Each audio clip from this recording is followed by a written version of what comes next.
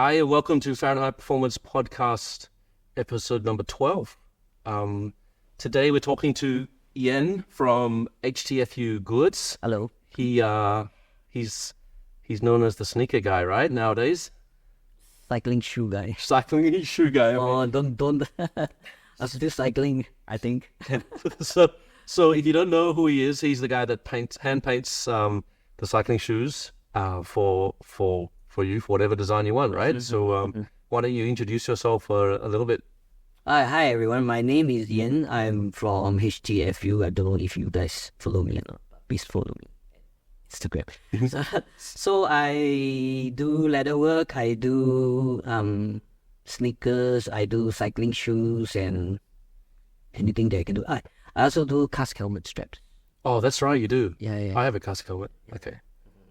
Okay. So, HTFU, right? Mm-hmm. Pretty obviously that's rule number 5. Yes. Correct? Yes. Is- Not much people know, especially the sneaker community, because my market it's quite big, right? Sneaker community right now, and a lot of them are asking what's HTFU. Okay. It's also how to feel uncluttered, isn't it? Yeah. You do your work. Yes. Yeah. We'll get to that in a little while, I guess. So, just tell me a little bit about your background, right? So you haven't been painting sneakers for your whole life. Not whole. How did you get here? I started about 2 years ago. Okay. Or 3 years ago, I started out doing leather work. Yes. And So leather work like wallets and wallets, saddlebags and handlebar bags. watches, watch straps. Mm-hmm. And I did a lot of that kind of work. I even do bags, leather bags. Mm-hmm. So Is that just like a side passion for you to do leather work, or? at first it was like this is interesting, let's just do something. And because I was like cycling for about until now it's 10, 11 years. Mm-hmm. Yeah, you're a cyclist. So I saw a picture of you on Holy Crit in the stadium. Is that correct? Yes, that's me. Okay. Yeah. So eventually it led up to cycling wallets for cyclists. Yeah. But the problem was sweat. Yes. Sweat is always a major factor. So I stopped that entirely. And then up to now I have casque helmet straps, which is waterproof. Mm-hmm. Yeah, which is leather also. Okay. Yeah. And then, what's your background? Are you like an engineer that loves to paint, or how did you? What's your sort of full-time profession? I'm actually a designer. Okay. Yeah. I've been in the graphic design scene for about like 25 years or 30 years. So it's been quite a while. So this is like almost, let's say, it kind of saved me because working for so long in the industry, I feel like I could push my creativity elsewhere. Yeah. Yeah. So graphic design, like advertising and Yeah. and I'm sure that can get quite difficult industry to work in, Yeah, right? and it led to a point that I was bored of my work, the day job, because I've been doing this for so long. Right? Yeah. So right before COVID, I quit my job to do leather work and all that, and I quit to find another job, but who knows? Yeah. COVID came. Yep. So it was a very, very difficult moment of my life. Yeah. So I was really doing a lot of bar tips. And So as a cyclist, you gravitated towards cycling goods. yeah, Because that's what you know, right? yeah. So T3, I asked T3 for help. I said that I just lost my job. I quit my job. Yep. And now it's COVID, it's quite difficult. So I'm really, really grateful. You know, when you are at a very down period of your life, people like that out of the darkness. Would they reach their hand out and help you out? Yeah, and Nick from T3 told me, I'm going to help you out. Yep. Had some faith in you. I'm going to give you $1,000 right now to order all the bar tips you have. Yep. That got me started. Yeah. So I'm really, really super grateful for him. Not even my father. $1,000 straight. Yep. So I did it. Then after that, One Bike Asia asked for it also. I also did it for them. Okay. Yeah. And then so it grew from bar tapes to handlebar bags, and then somehow you end up in shoes. Yeah, then shoes wasn't really intended because eventually I found a job lah. Mm-hmm. So everything was progressing well. Then shit hits the roof again when this job was like, I actually got into a very deep depression. Yeah. That I cannot even function at all. Mm. There are mornings that I feel entirely pain. Just didn't want to get out of bed. I didn't Just want didn't do anything. Even if I get out of bed, I feel pain. And it got so bad that my wife will text me whenever she needs to go back to the office. And she'll text me, "Are you okay? Please don't do anything stupid." Yeah, that's bad. Yeah, really bad. And I really have suicidal tendencies that time because I thought I'd end it all because I got no one to talk to. It's really fucking hard. So I went back to office. I told my boss, I said that I have all these issues because all these issues came out from the work. I have phone calls during 1 a.m. Asking me to change one. Yeah, just random stuff that could wait until the next day. Yeah, easily. Change PowerPoint. Oh, come on, man. 1 a.m. in the morning. So you are 24/7 on call. Yeah, and that just adds to the stress. Adds to the stress, and then every week, every meeting, I have people ranting down at me. Why can't you do this better? Why can't you do that better? All that kind of shit. So I think a lot of time in the corporate world, people don't realize how human that we're all humans, right? And they just treat you like just another digit, you know. Yeah, and that time we were still wearing masks to office, right? Yep. So there were times they even scolded me like, "Why are you not smiling?" Smile from your eyes. So I actually I talked to my boss about it. I said, "Look, I am very stressed right now. My relationship with my wife is hurting. Overflows to the family. Yeah. And it's hurting everyone. And I feel really stressed. And I have depression. And the answer was like, why got so serious? Suck it up. Then I know already that, okay, never mind. He's not going to be a crying shoulder to... Yeah, no one will help me right now. So because this is still pandemic, right? I still need to hang on and do whatever they ask me to do. So because you need the job, right? So I really need a job. I even give up cycling. Yeah. It brings no joy anymore to me. Only that my wife will tell me, "Come on, you need to go out and get out." Yeah. Stay here, you know. And I get worried when you got alone, all that kind of stuff. Because she's a cyclist also. Okay. Yeah, so she'll drag me out the house and right. And sometimes... Does that make you feel better, cycling? It does make me feel better, that momentary... Escape. Yeah, escape. But I keep on thinking far ahead. Too much. I think too much. Yeah. The monkey brain there. That, no, this is not reality. It's bullshit. Yeah. No, cycling is no nonsense. I'm not going to do it. I'm not even going to do... cycle from Bukit Panjang to West Coast that short distance. It is what it is. Yeah. So I give up. And it's quite painful because I love cycling very much. Until now, I still have my bike. I didn't sell it. Yeah. And... Yeah. So how did you... So the painting was an outlet to your stress? Yeah. Is that how it was? And because you were an artist, right? You've always been an artist, and you just happen to be graphic designer at the same time, right?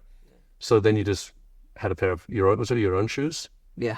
So I couldn't find a value in my life that period. So I thought, like, hey, just paint. What can go wrong? Just paint. You can always paint over it if it doesn't like it. So right? I just paint a Kit Kat. Yeah. So the Kit Kat shoes is your first. Yeah. So you just thought it'd be cool if you had some Kit Kats on the shoes, or were they red shoes already, or what was the story like there? You just thought, hey, let's just be fun to put Kit Kat shoes. shoes. Kit Kat is fun, right? Take a break, have a Kit Kat, just do it. Nice. So I started painting the shoes and I went back to office. How many times is that like is that the first shot, or did you paint it? Oh, this sucks, and you painted over it. Yeah, that was the first time. Okay, First try. nice. So I went back to office and I have a cycling colleague also. Okay, So I said, hey man, let me paint you a pair of shoes. Yep. It's free. Yep. Come on, let me do it. Hey, okay. So I and all that kind of stuff. Yep. And he was like, hey, wow. Hey, come on, we do another pair. Mm-hmm. And it went on and on and on and on and on. Yeah. So then I guess the Kit Kat shoes caught on, right? And then because those now are in, what's it on the cruise, right? Yeah, they're now on the Resorts World Genting cruise that I have a district. In a glass box. Yeah, in a glass box. Yeah. So when was that? When did those shoes? 2 years ago. You did those shoes? Yeah, 2 years ago. So I kept on painting, and eventually I got over this depression when I seek help from my life coach. Okay. Which I also painted a pair of shoes. Yep. I don't know if you've seen it. Yeah, I also painted a pair of shoes. And through him, I also learned how to deal with the business. Yeah, because I think that whatever is cycling, painting shoes, running business, those are a pair of skill sets that I really need. So I also went for life coaching certification under him. What is life coaching? How is that different from something like, let's say, counsel, for example? It's the same as getting a coach for cycling. Okay, so it's just guiding you through decisions in life, right? It's like something like that. It's like giving you new thoughts instead of letting to replace the old thoughts, negative thoughts. And replacing So it's not something. another perspective. It's not something like, oh, I hate this job, I want to start a sneaker business, right? And then the life coach will come and say, yes, that's a good idea. No, it's No. That's called consulting, really. Okay. Yeah, that's called consulting. But in a way that So what's an example of what a life coach would say to you, like along the way? in terms of what? Just in terms of like I'm trying to understand what life coaching actually what they do. It's not about them. It's always about myself. Okay. It's what is my perspective of them and what's the narrative I want to write about myself. Okay. Do I want to be the victim or do I want to be the hero? Yeah, so I went for... It's like the editor of a book then, like you're writing the book and then they're sort of guiding the story a little. Yes. Okay, got it. It's exactly like cycling coach like that. So I actually seek help from Dan from Lito Labs. So a big shout out to Dan. Thank you very much for everything. Okay. Yeah, and when I was going through this life coach certification, he was saying this line, was saying closed mouth don't get fed. Yeah, That's true. yeah, right. So I also learned about serving all. Whenever a customer that likes your page, it doesn't matter if he pays or not. Yeah. Because liking your page or following you, it's the customer's effort to follow you, and it's free, and he's willing to give. And no one's forcing them to follow you, right? Yeah. It's always not about money. I really learned a lot from that. So you actually, from that experience, became a life coach yourself, right? Yeah. So now you're a graphic designer. You're also a life coach. Yeah. And you also paint shoes. Yeah. Japanese, yes. You were talking to my Japanese physio just now, right? So, and you also had a podcast. So, how do I say this? I don't want this to come across the wrong way, but you were one of the reasons why I started this podcast, because I was always humming and hawing. Should I do it? Should I not do it? And then I saw that you were doing one, and I thought, if Yen can do it, like I can do it too. Like this, because I used to listen to the Trader Road podcast, and I used to listen to Triathlon Hour, and they're super well polished machines, right? But actually, you don't need to be super. You just need to have a couple of microphones, a couple of headphones, and this little machine here, right? So, but seriously, it's because of me. Well, you were the one that you and Noah, who was my second or third, I guess. He used to have a podcast a few years ago, and it's just like I felt like you guys are doing a great job just putting content out there, and just it doesn't have to be perfect every single time. Yeah, right? it doesn't need to be perfect. it's good to be messy and make mistakes. Yeah. So you see, like, I've got a really budget video, and then but we're getting the stories out, and the whole point is to listen to stories like you, and to listen to the stories of the people that we know in Singapore. And because if you think, I'm gonna fail at this, or it's so hard, it's like these guys are so good, you know, like the other guys are so much better. I used to think like that also. Yeah, it's so easy to look at these people that have done 100 episodes already and wonder, I'm never gonna be as good as them, right? Yeah. So and for me, it's like, fuck it, just do it, man. You got to start something. Yeah, exactly. So that's what I did. So my trigger was like, I used to listen to your podcast, but you're not doing it anymore, right? Yeah, I'm super busy. I used to listen to Noah's podcast. He's not doing it anymore. And then if you listen to my first episode, I had an issue during a race, the Sandchart Half Marathon, where I passed out and woke up in the medical tent, right? And I just wanted to tell that story. So I thought, what better reason to start a podcast than to tell that story? And then now it's episode 12. Wow, well done. So yeah, I think the first 10 are the hardest, but I stopped at 7, I think. But so painting shoes is what you're most known for these days, right? Is it just a passion project thing, or what's how much of your time do you take in your days to do this? Because it's not your full-time job, right? It's not my full-time job. This business it doesn't much, to be honest, and to be cruel. Sometimes 1 year you only earn like $500. Because so it takes a lot of time also. About, if you look at this pen of so this pair of shoes that you have in front of us, right? Yeah. This is a podcast, but I'm going to try to describe it. It is like a Batman Joker theme. It's got ha ha ha written here. It's got anarchy. From start to finish, how long does it take? If I brought these pair of shoes and they're white to you, how long will it take you to get to this stage? This will take about 18 hours. 18 hours? Yes, 18 hours. Okay. And then how much? I wrote this to Chiang Mai anyway. So these are your personal shoes? Yeah, I wrote this to Chiang Mai with a pianist. Okay. And then how much do you charge for that 18 hours? This will cost about $450. $450, okay. So rough math is like $20 an hour or something. Yeah, keep leaving. It's not, but at the same time, like the shoes cost $450, and then you're adding the same cost on top of that for the paint, right? So it's only going to be a certain clientele that wants to double the cost of their shoes for. So I had to coach myself about this business. Yeah. Yeah, and it has come to a point that I am not here for money. I do whatever the fuck I want, and if it's fun, I'll do it. Yep. So one fine day, it's just going to be like Goodwill Hunting, right? You knock on the door, and you're not going to be there anymore because you just decided that it's not going to be, it's not your life anymore. Yeah. I do this for fun, so I don't care about the money actually. So if today I can say that it's $450, tomorrow I say $350. Yep. But if you tell me, hey, can you just paint blue? I say no, I don't feel like doing it. Yeah. Because it's not fun. Yeah, and it's not your livelihood. It's not like that job that you depended on before, right? So I keep on having, I realized that when I have this concept of money, and I bring this concept to SneakerCon or whichever event I go to, it really serves me a lot. That it's not always about the money. It's really, am I having fun? Yeah.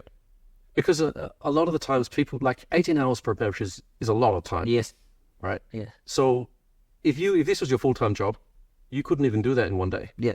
You would take from 8 in the morning to 6 at night, 2 days to finish one pair of shoes, right? So it's really it's something that just has to slow burn, right? Yeah. And so that's why I came up with other stuff like painting stickers. And I'm now venturing to handcrafted from scratch. Oh, like making sneakers. Yeah, making sneakers, Air Jordans. And I'm also trying to venture into custom cycling shoes, exotic leather, that kind of stuff.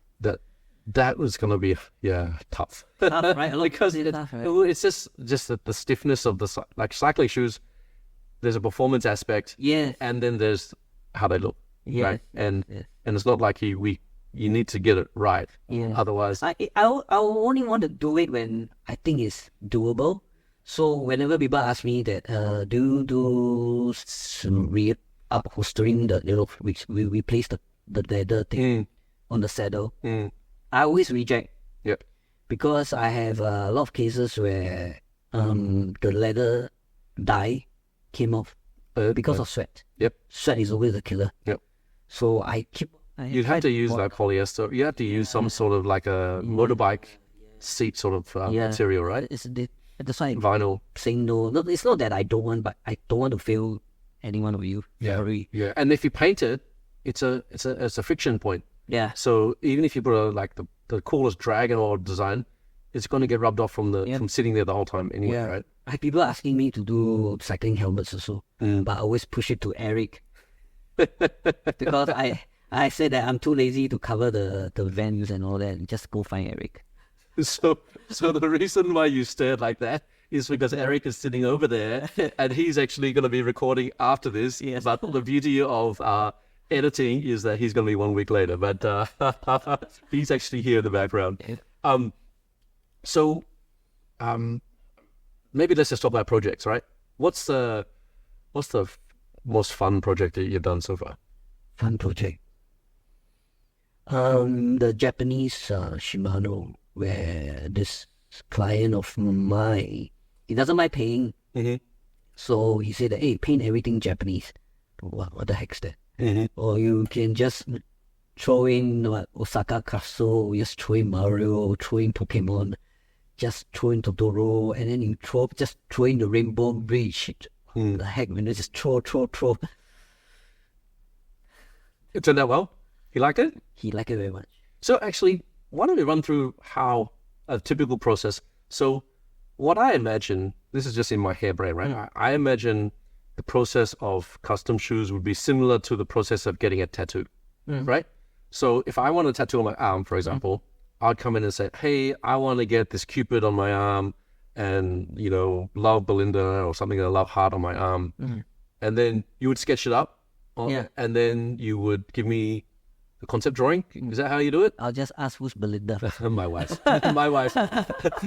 And then so you do so for a sneaker, right? So you would write you would do a sketch before you even touch the sneakers, right? You do a sketch on what? Yeah, I'll do it on Procreate or Photoshop. Okay. And then I love it. This Cupid looks awesome. And then I would sign off. And then from that point on, you just go to town on the sneakers, or I just work it out already. Yep. But I'll update the clients now and then, like which process, when I'll do it, what's the process now, and I'll take like photos, like okay, I've done this side. Yep. I've done the other side. It just in case, halfway they say, this is not what I want. I do have a client like that, but it was just a small issue that he wanted me to erase or something. Okay. Yeah, the other one no issue. But I do have clients that didn't pay me. Oh, did they get the product? They didn't get a product at all. I was doing, spending time drawing and all that, and then the guy said, not. Scrap the whole project. Yeah. And then you hadn't been paid anything. Yeah, I should have taken deposit. Yeah. So so if I wanted a pair of shoes, painted sneakers or shoes or whatever, I just give you the blank pair? Does it matter if they're colored? Is white preferable, or you got to paint over in some oil-based paint anyway, so it doesn't matter? You can give me any shoe. Yep. But the problem is, what kind of rider are you? I have customers who give me very beat-up shoes. Yeah. So it's very... Why would you want to paint beat-up shoes unless they're like sentimental, Yeah. Okay, the problem is the riding habit. Yeah. So you see beat-up shoe means this person doesn't really take care much. So they just finish their ride, they kick the shoes in the corner, and the next ride they pick them up again and ride it. After that, the paint is gone, you scratch it, the entire shoe is scratched. So that's the big issue. So do you get the shoe, do you have to clean it? Yeah, I clean it. Yeah. I clean it with X-Tone. Okay. And then after that, yeah. And then do you paint them white or... It depends. Sometimes base color should be white or gray. Okay. And then what, you just do this paint, and then do you clear coat it afterwards for some weatherproofing or something on it? Yeah, weatherproofing. Clear coat that there's a UV protection or scratch. Okay, and then how long would that last? So this pair you have here, when did you paint them? I paint them about also 2 years ago. Yeah, they look great. I wrote this to Chiang Mai. Mm-hmm. Have they been in the rain before or anything? Yeah, mainly, we went from Chiang Mai to Chiang Rai. Shout out to John, P&A store. So we rode back from Chiang Rai back to Chiang Mai under hot weather, rain, the fog. So you've sweated in them, they've rained, you've got them dirty. Yeah, Chiang Rai fog is like you ride it through, you can't see anything. After that, you see water. There's no rain anymore. Yeah, so these shoes is like I kind of mud. So you'd expect that paint job to last, what, 5 years? Yeah, 5 years or even longer. You know how to take care of it. And then is there a better material, I guess, for the lack of a better word? Is there, like, what would you prefer to be all like non-porous? Because there's a lot of fancy like mesh materials and stuff. Yeah, porous is, I don't know, the mesh. Yeah. Mesh fabric. Yeah, fly knit. Yeah, those are difficult. It's just because the holes make it hard to paint. It's the holes, then the what you call it? They have a special colorproof. I can't say colorproof. Waterproofing. Sorry, design. Job hazard. Waterproof layer. No. Yeah, and the paint is hard to catch on. Yeah. Oh, okay. And then this is, it looks like it's paintbrush, right? Yeah, it's paintbrush and airbrush. Oh, so you do airbrushing? Yeah, airbrush also. Okay. And that's 18 hours. Yeah, 18 hours. I also do bags also. So it's the same, the similar thing. Yeah. Right? You just paint it and then do your design and then clear coat it and so what's your most common request? Can you paint my whole shoe blue? Whole shoe white? No. Yeah. You're an artisan and then you just to change the color of the shoe. Yeah. So yeah. You just you give them a spray can, they can do it themselves. If I'm not busy, I'll do it. If not, then I don't do it. It depends. But then the most unique job you've done, that's that same Japanese one? That was the most unique one. Yeah, I'm now doing more of sneakers. So you're saying that? So you think that sneakers are more popular than cycling shoes? Not really. I think up till now, I only managed to clinch one client, one only. Okay. Which is Air Force One, because I think for sneakers, they are not like us special people cycling folks. They collect sneakers and they want to keep it as it is because some are very rare. Yeah, not like the cycling community where they just want something and they use custom. Because you see, now maybe in the past the custom market is not so huge. Yeah, I mean the cycling market has grown so much, like 20,000, 24,000. Is that what the number is now? I think the price for bike. Oh, I thought you were talking about the number of cyclists. No. Because I heard about 10 years ago, about 10 years ago, I heard the number of cyclists in Singapore about 10,000. Oh, but I'm sure it's more than that. Yeah, but as in like custom, the price of customs is now going higher. So a lot of people has this awareness that I actually can custom things like shoes, frames, even cycling kits. Yep. Yeah. So it's grown so much, but the sneaker community is still in Singapore, especially, is quite small. Problem with collecting, I think, let's just say collecting sneakers, is that if you don't keep it in an aircon sealed environment, it's just gonna fall apart. You gotta wear it. Yeah, it's 2 years later that the humidity is just gonna right. So, like it's like in Australia, I have shoes that just sit there and then I can go back 2 years later and I can still wear them. But here, you put it back on, the sole will fall off or the paint will be peeling or something like that. Yeah, so I came to a point that this business will not earn money. Okay, and then tell me a little bit about, I've seen recent posts of yours that you're at SneakerCon. Yeah. Is that just promoting, was that just your own stand showing people what you could do? Yeah. Like I said, I'm not there to earn money. So if I going to have an intention to earn money, it's going to be sucky. Yeah. But I know that this year's SneakerCon, the crowd is not there also. Okay. Normally, is it much?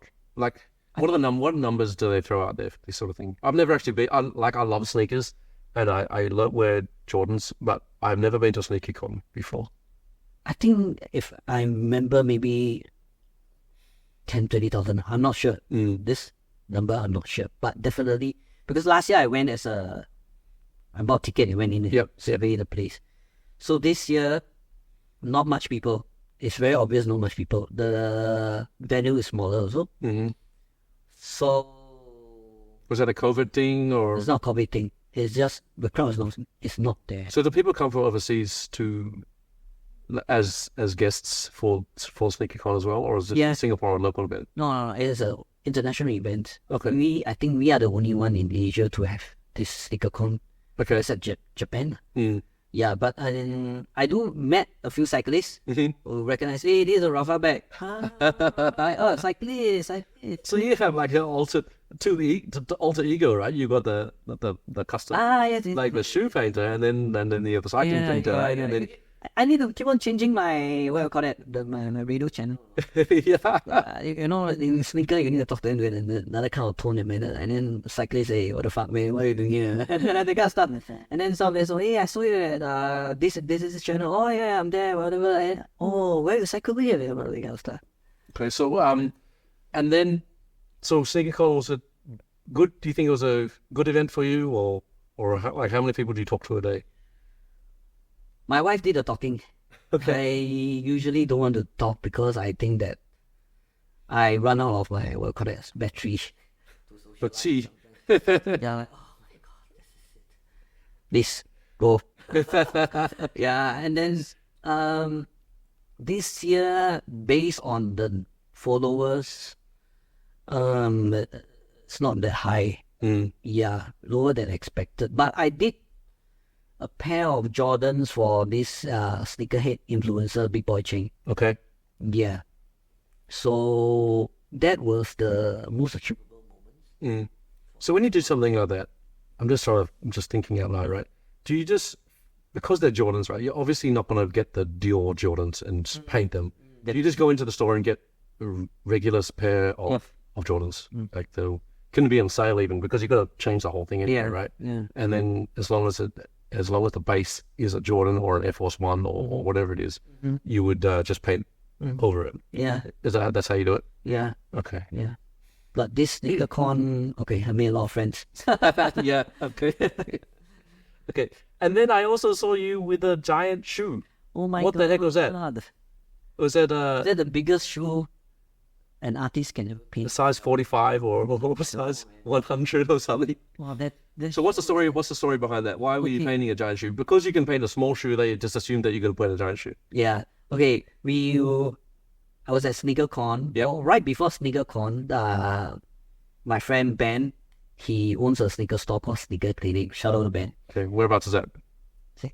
Where is Sneaker Clinic? Oh, Sneaker Clinic, it's at Tai Seng.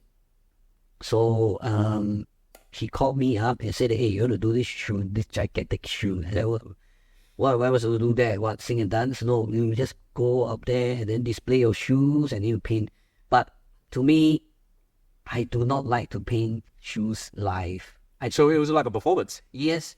I've done it before at Bike Settlement. So this was on a cruise? Yes. So what was the whole basis of this cruise? Everyone just goes there because it's like a hip-hop cruise and... Yeah. Because I've done it before at Bike Settlement. The shoe was this small and I already feel very stressed. Because it was a show and tell during Bike Settlement. So you're just sitting there and you're painting shoes? Yeah, so everyone was dead silent. Like, what are you going to do next? Oh my god. And then if you... And I dropped my phone. And then you smudge it or something and... Yeah, so so he said that there's another artist that's coming on board. Yep. Yeah. So I was thinking, hang on, got another artist. So I was like, I cannot finish painting the shoes. Yeah. So I went on bought the shape. I didn't know what I only saw in the pictures that this shoe is very big. But how big? Oh, 2 meters. So you brought all your own paint onto the ship? So the organizer brought all the paints. Okay. Yeah. So I thought take ruler measure. Oh, 2 meters like that, can lah. It was physically 2 meters long. Yeah. Holy shit. Then I went down there. So yeah, it's 2 meters long, but it's also like a meter wide. yeah, it's like monster. So the shape was like 9:30. We should be starting to paint. Yeah. So at night, So the cruise was cruising. yeah. You were out in like Malaysia somewhere cruising along, and you No, were everyone was on board the ship already. Yeah. Together with the whole circus or event. Yeah. I didn't even realize the ship moved. So we were painting and painting, and then I hated to be doing live demo, right? Because of like setup. I have the cameras from Resorts World Cruise. I have cameras everywhere behind me from the media, from reporters from the newspaper. And some of it's like half of those cameras are waiting for you to fuck something up as well. Right? Yeah. And I was like sitting there like, shit, what should I do? And maybe I pretend that I'm very good at this. So I'll just put a few strokes there. They won't know that I'm actually But you had a plan of what you wanted to put on that shoot. I don't have a plan. So it's off completely freestyle. So I didn't have a plan because I was so stubborn. I said that, why are you hiring me when you don't want to let me do what I want to do? Because when I approach this business, it's like I want to do what it's fun. Yeah. It's not fun anymore. So, you're back to square one where you were working for someone else doing what they wanted to do. So I was like, I'm going to be I'm going to be a throwing tantrum here already. But no. Kept your cool. I kept my cool. Nice. I coach myself. Good job. Yes, my life coach is Dan. I coach myself that no, I'm gonna enjoy this mess. Yep. I'm gonna stay calm. And there's someone with me on this. Yes. She's your collaborator, right? Yes. She told me that, you know what? You hang on here. I'll help you to paint the cruise on that which they want to see. Make them. Oh, so you had to put a ship or something on the ship. Yes. Can you at least paint something by the way with a bit of water? Like, twin tantrum. No, control myself. So I told her, okay, you settle that cruise on that words, and I'll just go the other side and paint whatever I want. Be happy with the way it turned out? Actually, I'm quite happy before the body ache. So it was like one sitting, right? You did? Yeah, 4 hours from 9:30 to 1:40 a.m. Holy shit! So that was 2 2-meter shoes, or one shoe took 4 hours? One shoe only, but both sides. So one big shoe. Yeah. Were there actually 2 shoes to build? No, thank God. No. I was going to be here.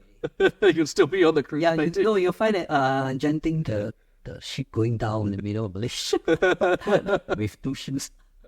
But when we were painting this, right, the media, and then they had the dance section, and it's like, wow. Like a DJ playing music while you're waiting? DJ is a dance section, section of it. That Yep. I was like feeling like, oh my God, I cannot take this because of the music. So you're like, what's it, Leonardo da Vinci, just sitting there, sitting down, painting continuously for... I was thinking like Jack and Rose, but painting that shoot. Then after that, 11:30 or what, they were playing Annabelle already. Wow. Oh, so it's like a horror night movie. Yeah, horror night movie. Oh my God. Please go to that. Okay. So then what next? What's your plan? Are you just soldering on, keep painting shoes? As many people bring you shoes, you'll paint them? Like, what's your plan? Right now, I do have a plan. I will want to move slightly into my life coaching course. Okay.